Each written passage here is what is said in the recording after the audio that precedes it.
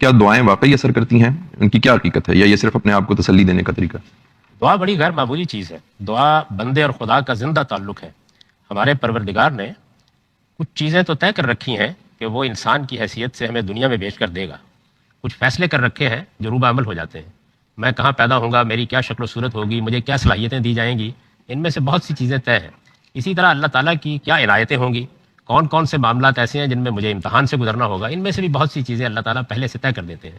لیکن بہت سی چیزوں کے بارے میں اللہ کا فیصلہ یہ ہے کہ میرا بندہ مانگے گا تو میں دے دوں گا، نہیں مانگے گا تو نہیں دوں گا.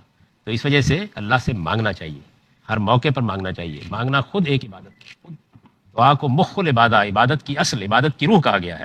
یہ نماز کیا ہے؟ اس میں بھی در حقیقت ہم دعا کرتے ہیں، یعنی اپنے اللہ تعالیٰ کے سامنے اس کی عظمت کا اعتراف کرتے ہوئے یہ اپنی آرزو رکھتے ہیں کہ اہدنا الصراط المستقیم، پروردگار ہمیں سیدھے راستے کی ہدایت بخش.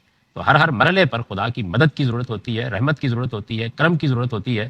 سیدہ عائشہ نے بڑی عمدہ بات کہی تھی رضی اللہ عنہا کہ اگر تمہارے بوٹ کا ایک تسمہ بھی ٹوٹ جائے اور بازار سے لینے کے لیے جا رہے ہو تو خدا سے دعا کر کے جاؤ. اللہ تعالیٰ سے دعا کرنا یہ در حقیقت بندے کو خدا کے ساتھ ایک زندہ تعلق میں جوڑ دیتا ہے.